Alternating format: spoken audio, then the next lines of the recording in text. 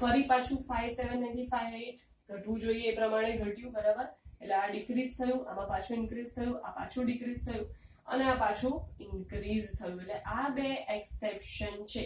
તમને પૂછે છે કે ભાઈ વારંવાર આ સમજાવો કેમ આવું થયું. એકચ્યુઅલી બોરોન થી થેલિયમ તરફ જાઓ એમ પ્રથમ આયનીકરણ એન્થાલ્પીનું મૂલ્ય ઘટવું જોઈએ, પણ એલ્યુમિનિયમ કરતા ગેલિયમનું મૂલ્ય વધારે છે અને ઇન્ડિયમ કરતા થેલિયમનું આયનીકરણ એન્થાલ્પીનું મૂલ્ય વધારે છે. તો શું આન્સર આવશે? આન્સર છે તમારી સ્ક્રીનિંગ ઇફેક્ટ, જે મેં હમણાં જ સમજાવ્યું તમને. શિલ્ડિંગ અસર. સામાન્ય રીતે તમે જુઓ, એમનેમ હું તમને એક સામાન્ય ઉદાહરણ આપીને સમજાવું. આ પોઝિટિવ ચાર્જ છે, અહીંયા તમારો ઇલેક્ટ્રોન છે બહારની કક્ષામાં. તો શું કરશે તો કે આ બધા અંદરની કક્ષાના જે ઇલેક્ટ્રોન હશે એ પડદાની ઇફેક્ટ કરશે, એટલે શિલ્ડ કરે છે. આ ઇલેક્ટ્રોનને શિલ્ડ કરે એટલે કે સ્ક્રીન કરે છે, અને સ્ક્રીનિંગ અસર કહેવાય, શિલ્ડિંગ અસર કહેવાય. એના કારણે શું થશે? શિલ્ડિંગ અસર જેટલી વધારે એટલું એનું આકર્ષણ બળનું મૂલ્ય ઘટે. હવે આકર્ષણ બળનું મૂલ્ય ઘટે મતલબ તમે ઇલેક્ટ્રોન ઇઝીલી મુક્ત કરી શકો. ઇલેક્ટ્રોન મુક્ત કરાવવા માટે તમારી ઉર્જા ઓછી આપવી પડે, અને માટે આયનીકરણ એન્થાલ્પીનું મૂલ્ય ઘટે. એનો મતલબ કે એલ્યુમિનિયમમાં શું છે? p ઇલેક્ટ્રોન છે, પરંતુ આમાં ગેલિયમમાં શું આવી ગયું? d ઇલેક્ટ્રોન, બરાબર. હવે d ઇલેક્ટ્રોન નું શિલ્ડિંગ અસર તમને ખબર છે, મેં તમને હમણાં જ સમજાવ્યું એ પ્રમાણે s p b અને f કે d ઇલેક્ટ્રોન ની શિલ્ડિંગ અસર જે છે એ વધારે હોવાને કારણે શું થશે કે શ્રેણિક અસર વધારે હોવાને કારણે આયનીકરણ એન્થાલ્પીનું મૂલ્ય d ઇલેક્ટ્રોનને મુક્ત કરવો થોડો ડિફિકલ્ટ બને છે, માટે એનું આયનીકરણ એન્થાલ્પીનું મૂલ્ય વધારે છે. એવી જ રીતે થેલિયમ જોઈ લો. થેલિયમના કેસમાં f ઇલેક્ટ્રોન છે, બરાબર. એટલે ઇન્ડિયમ કરતા થેલિયમમાં શું થશે કે f ઇલેક્ટ્રોનને મુક્ત કરવો થોડો અઘરો પડે, એટલે એના માટે તમારે થોડી વધારે ઉર્જાની જરૂર પડે, અને એટલા જ માટે આયનીકરણ એન્થાલ્પીનું મૂલ્ય ઇન્ડિયમ કરતા થેલિયમમાં વધારે હોય છે. વારંવાર પ્રશ્ન પૂછાય છે, ખાસ ધ્યાન આપજો, બરાબર. બોરોન, એલ્યુમિનિયમ, ગેલિયમ, ઇન્ડિયમ ને થેલિયમ. એટલે બે લિમિટેશન તમે જોઈ. આવર્તમાં જો વલણ હોય તો એક આ ઓર્ડર યાદ રાખવાનો, અને જો સમૂહમાં ક્વેશ્ચન પૂછે તો બોરોન થી થેલિયમ તરફ જતા એના આયનીકરણ એન્થાલ્પી મૂલ્યમાં આ ફેરફાર જોવા મળે છે. આ થઈ ગયું આયનીકરણ એન્થાલ્પીના મૂલ્યોને લગતા જેટલા પણ પ્રશ્નો પૂછવાની શક્યતા છે એની ચર્ચા. આગળ વધીએ. હવે ત્રીજી પ્રોપર્ટી છે ઇલેક્ટ્રોન પ્રાપ્તિ એન્થાલ્પી.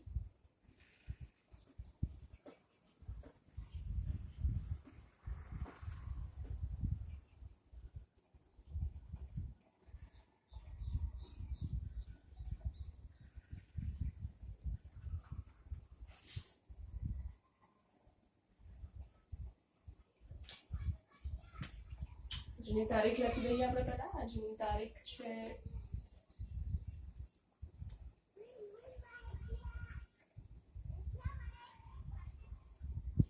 18 સપ્ટેમ્બર 2020, બરાબર.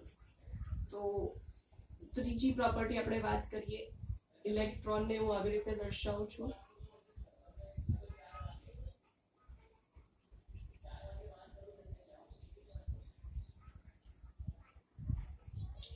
इलेक्ट्रॉन प्राप्ति एंथैल्पी, इंग्लिश में એને કહે છે इलेक्ट्रॉन गेन एंथैल्पी.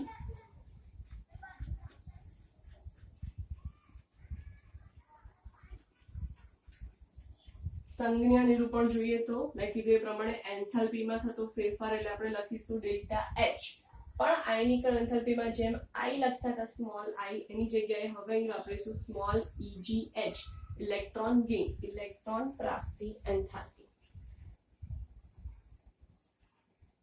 શું છે વ્યાખ્યા? તો કે વાયુરૂપ તટસ્થ પરમાણુમાંથી એક ઇલેક્ટ્રોન ઉમેરવા માટે, વાયુરૂપ તટસ્થ પરમાણુમાં જ્યારે તમે એક ઇલેક્ટ્રોન ઉમેરો ત્યારે જે ઉર્જા મુક્ત થાય છે એ મુક્ત થતી ઉર્જા શું છે તો કે એને ઇલેક્ટ્રોન પ્રાપ્તિ એન્થાલ્પી કહે છે. વ્યાખ્યા: વાયુરૂપ તટસ્થ પરમાણુમાં એક ઇલેક્ટ્રોન ઉમેરીને ઋણ આયન બને ત્યારે મુક્ત થતી જે ઉર્જા છે એને ઇલેક્ટ્રોન પ્રાપ્તિ એન્થાલ્પી કહે છે. તમે જોશો કે ઇલેક્ટ્રોન પ્રાપ્તિ એન્થાલ્પીનું મૂલ્ય હંમેશા નેગેટિવ હોય છે, ઋણ હોય છે, બરાબર. ડેલ્ટા EGH નું મૂલ્ય ઋણ હોય છે. સમૂહ 17 ના જે તત્વો છે, સમૂહ 17 ના તત્વો એમનું ડેલ્ટા EGH નું મૂલ્ય સૌથી વધુ ઋણ હોય છે. આખા આવર્ત કોષ્ટકમાં સમૂહ 17 ના તત્વો એટલે કે ફ્લોરીન, ક્લોરીન, બ્રોમીન, આયોડિન, બરાબર. આ જે તત્વો છે એમના ઇલેક્ટ્રોન પ્રાપ્તિ એન્થાલ્પીનું મૂલ્ય સૌથી વધારે ઋણ હોય છે. અને એમાં પણ ખાસ પૂછાતો પ્રશ્ન વારંવાર કે ક્લોરીનની જે ઇલેક્ટ્રોન પ્રાપ્તિ એન્થાલ્પીનું મૂલ્ય છે એ ફ્લોરીન કરતા કેવું હોય છે? વધુ ઋણ હોય છે. એનો મતલબ વધુ ઋણ, એનો મતલબ કે ક્લોરીનની ઇલેક્ટ્રોન પ્રાપ્તિ એન્થાલ્પીનું મૂલ્ય ફ્લોરીનની ઇલેક્ટ્રોન પ્રાપ્તિ એન્થાલ્પીનું મૂલ્ય કરતા વધારે છે. કારણ તો કે આપણને ખબર છે કે સમૂહ 17 સમૂહમાં આપણને ખબર છે કે ફ્લોરીન, ક્લોરીન, બ્રોમીન, આયોડીન આવી રીતે પીરિયોડિક ટેબલમાં એમનું સ્થાન છે. એટલે ઉપરથી નીચે તરફ જેમ જઈએ એમ શું થાય છે તો કે પરમાણુની જે ત્રિજ્યા છે એ શું થાય છે? વધે છે. પરમાણુ ત્રિજ્યા વધે છે એનો મતલબ કે ફ્લોરીનની ત્રિજ્યા જે છે એ ક્લોરીનની ત્રિજ્યા કરતા કેવી છે? ઓછી છે.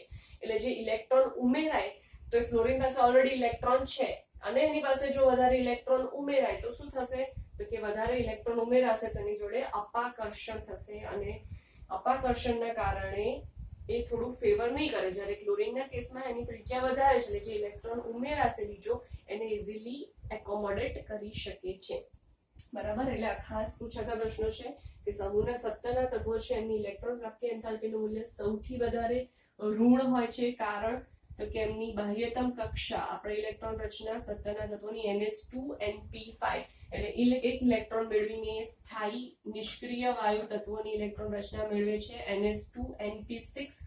આ કારણસર સમૂહ 17 ના જે તત્વો છે એમની ઇલેક્ટ્રોન પ્રાપ્તિનું એન્થાલ્પીનું મૂલ્ય આખા જ પીરિયોડિક ટેબલમાં વધારે હોય છે. અને એમાં પણ સમૂહ 17 માં પણ કોનું સૌથી વધારે હોય છે તો કે ક્લોરીનની ઇલેક્ટ્રોન પ્રાપ્તિ એન્થાલ્પીનું મૂલ્ય સૌથી વધારે હોય છે. બીજું એક્સેપ્શન જોઈએ.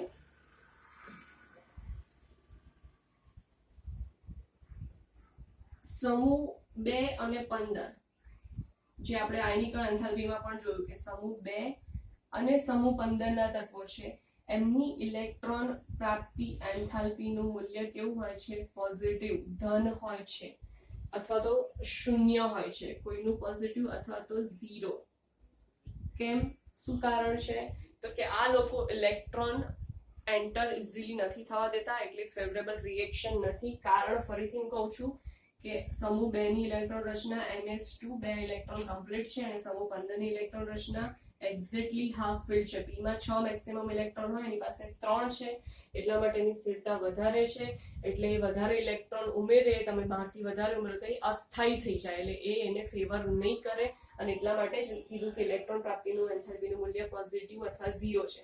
જ્યારે ઇલેક્ટ્રોન ઉમેરાવાની પ્રક્રિયા ફેવરેબલ હોય એટલે કે ઇઝીલી થાય તેનું મૂલ્ય વધારે ઋણ હોય. પણ જો એ પ્રક્રિયા ફેવરેબલ ના હોય તો એનું મૂલ્ય 0 અથવા ધન હોય એનો મતલબ કે ફેવર કરશે નહીં. એટલે આ ખાસ એક્સેપ્શન વાળા પૂછાતા પ્રશ્નો છે. એક માર્કમાં ખબર હોવી જોઈએ. બાકી તેનો ક્રમ એક્ઝેક્ટલી આયનીકરણ એન્થાલ્પી જેવો જ છે કે સમૂહમાં જેમ તમે ઉપરથી નીચે જાઓ તો શું થાય છે તો કે z વધે છે, પરમાણુ ક્રમાંક વધે છે. એનો મતલબ શું થશે?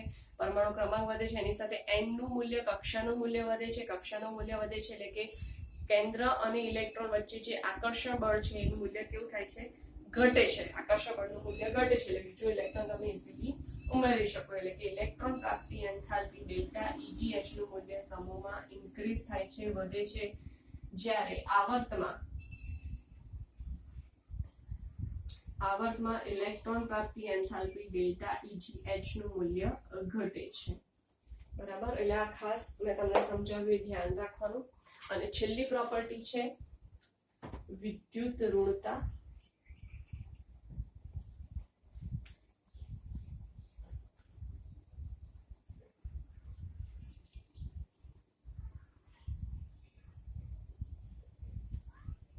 ઇલેક્ટ્રોનેગેટિવિટી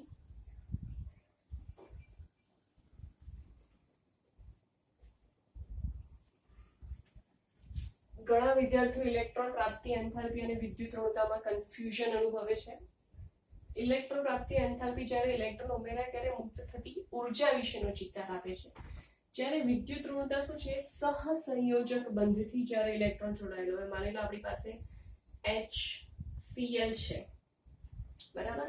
તો આ કહેવાય સહસંયોજક બંધ. તમને ખબર છે કેમિસ્ટ્રીમાં આયનિક બંધ, સહસંયોજક બંધ, અલગ અલગ બંધના પ્રકાર છે. સહસંયોજક બંધ ક્યારે બને તો કે જ્યારે બંને પરમાણુઓ એકબીજાના ઇલેક્ટ્રોન પરસ્પર શેર કરે, બરાબર, ભાગીદારી કરે. તમે ભાગીદારી શબ્દ સાંભળ્યો, જ્યારે આ મ્યુચ્યુઅલ શેરિંગ થાય, ભાગીદારી થાય, જે બંધ બને છે એને કહેવામાં આવે છે વિદ્યુત ઋણતા. મતલબ કે હાઇડ્રોજન પાસે એક ઇલેક્ટ્રોન છે, ક્લોરીન પાસે પણ એક ઇલેક્ટ્રોન હોય છે. વિદ્યુત ઋણતા એટલે શું? કે પરમાણુની સહસંયોજક બંધના ઇલેક્ટ્રોનને પોતાની તરફ ખેંચવાની જે ક્ષમતા છે. મતલબ કે આ હાઇડ્રોજનનો ઇલેક્ટ્રોન છે એ વધારે ને વધારે ક્લોરીનની સાઈડ ખેંચાયેલો રહેશે. ક્લોરીનની સાઈડ વધારે ખેંચાયેલો રહેશે એટલે આના ઉપર આંશિક ધન વિચાર. આંશિક માટે હું ડેલ્ટા સાઇન વાપરું છું, પ્લસ ડેલ્ટા, અને આના ઉપર આંશિક ઋણ વીજભાર એટલે હું માઇનસ ડેલ્ટા સાઇન વાપરું છું, બરાબર. એટલે આંશિક ધન વીજભાર અને આંશિક ઋણ વીજભાર ઉદ્ભવે છે. એના મતલબ કે ક્લોરીનની વિદ્યુત ઋણતા હાઇડ્રોજન કરતા વધારે છે. આ વિદ્યુત ઋણતા એટલે શું એ મેં સમજાવ્યું તમને. હવે આખા જ આવર્ત કોષ્ટકમાં સૌથી વધારે ફ્લોરીનની વિદ્યુત ઋણતા હોય છે. વારંવાર આ પ્રશ્ન પૂછાય છે કે ફ્લોરીનની વિદ્યુત ઋણતા સૌથી વધુ, બરાબર. અહીંયા કન્ફ્યુઝન ના થાય. જુઓ, ફ્લોરીનની વિદ્યુત ઋણતા સૌથી વધુ, જ્યારે ક્લોરીનની ઇલેક્ટ્રોન પ્રાપ્તિ એન્થાલ્પી નું મૂલ્ય સૌથી વધુ. ખાસ ધ્યાનમાં રાખવાની વસ્તુ છે. મેં તમને કારણ સાથે સમજાવ્યું કે કેમ આવું થાય છે. વારંવાર પૂછાય છે કે ભાઈ ક્લોરીનની વિદ્યુત ઋણતા જે ફ્લોરીનની વિદ્યુત ઋણતા વધારે છે, પણ ફ્લોરીનની ઇલેક્ટ્રોન પ્રાપ્તિ એન્થાલ્પીનું મૂલ્ય ક્લોરીનના ઇલેક્ટ્રોન પ્રાપ્તિ એન્થાલ્પીના મૂલ્ય કરતા ઓછું છે. કારણ આપી સમજાવો.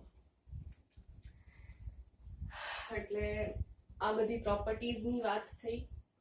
આપણે પરમાણુ ત્રિજ્યા, ઇલેક્ટ્રોન પ્રાપ્તિ એન્થાલ્પી, આયનીકરણ એન્થાલ્પી અને વિદ્યુત ઋણતામાં સમૂહમાં શું ક્રમ છે, આવર્તમાં શું ક્રમ છે એ જોયો.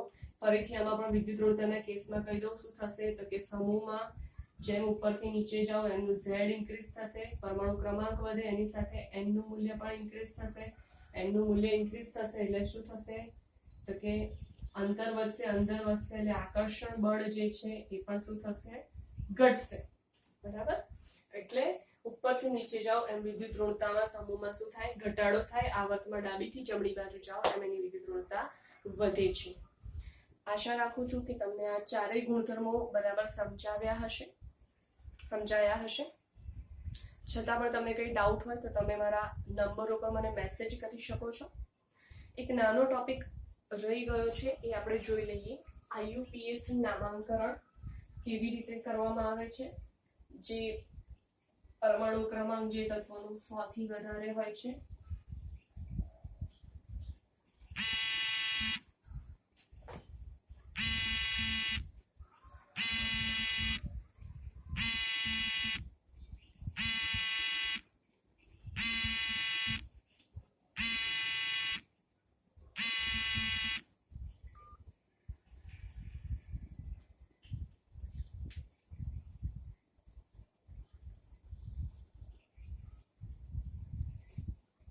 જે તત્વનો પરમાણુ ક્રમાંક 100 થી વધારે હોય એનું IUPAC નામાંકરણ કેવી રીતે કરવામાં આવે છે.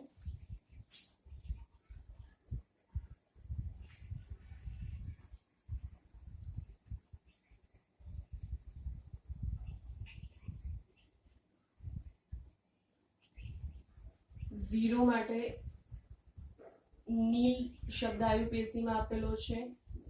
અન, બાય, ટ્રાય, વોટ,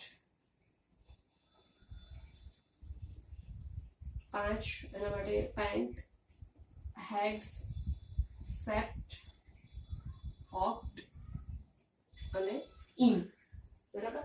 આ દરેકનો પહેલો અક્ષર તમારે લેવાનો એટલે કે N, U, B, T, Q, P, H, S, O અને E.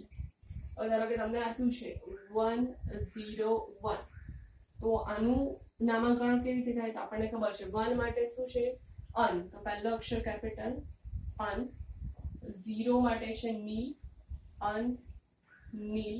ફરી 1 તો અન અને છેલ્લે સફિક્સ તમારે વાપરવાનો IUM, બરાબર. આ એનું નામકરણ થઈ ગયું. એક માર્કમાં પ્રશ્ન પૂછાય છે કાં તો પૂછે કે અનનીલ IUM નો પરમાણુ ક્રમાંક શું તો કે 101 અથવા પરમાણુ ક્રમાંક આપેલો હોય ને નામ લખવાનું પૂછે. બીજો એક લઈ લઈએ આપણે 114 તો 1 એટલે શું થશે? અન, ફરી અન, 4 એટલે ક્વાડ, અનક્વાડ. હવે આનો સિમ્બોલ લખવું હોય તો જેમ કે આનો પણ લખવું હોય તો શું થશે? અનનો પહેલો અક્ષર કેપિટલ યુ, નીલ એન, ફરી અન, યુ એન યુ, એનો સિમ્બોલ થઈ ગયો બરાબર. યુ એન યુ 101, અનનીલ આઈઓ. એવી રીતે 114 હોય તો અનક્વાડ, અને છેલ્લે સફિક્સ આવશે ક્વાડિયમ, IUM. આ સફિક્સ લગાવવાનું ભૂલવાનું નહીં. અને એનું નિરૂપણ કરવું હોય તો સંકેતમાં યુ યુ ક્યુ, બરાબર છે. તમને એવું આપ્યું હોય કે ભાઈ યુ એન એસ, એનું આખું નામ લખો અને પરમાણુ ક્રમાંક લખો. તો યુ એટલે આપણને ખબર પડી જોઈએ કે અન, એન એટલે નીલ, એસ એટલે સેટ, પણ IUM સફિક્સ લખવાનું ભૂલાય નહીં, બરાબર. અનનીલ સેટિયમ, અને એનો સિમ્બોલ તો તમને આપેલો છે, પરમાણુ ક્રમાંક થશે 107. આવી પ્રેક્ટિસ ખાસ કરજો. 1 માર્કમાં પ્રશ્ન પૂછાય છે. આ બધું જ તમે તમારી કેમેસ્ટ્રી નોટબુકમાં લખી શકો છો વિડીયો જોઈને, બરાબર. હું વિધિ madam, Lal Bahadur શાસ્ત્રીના chemistry teacher છું. તમને કંઈ પણ ડાઉટ હોય તમે મને પૂછી શકો છો. Thank you.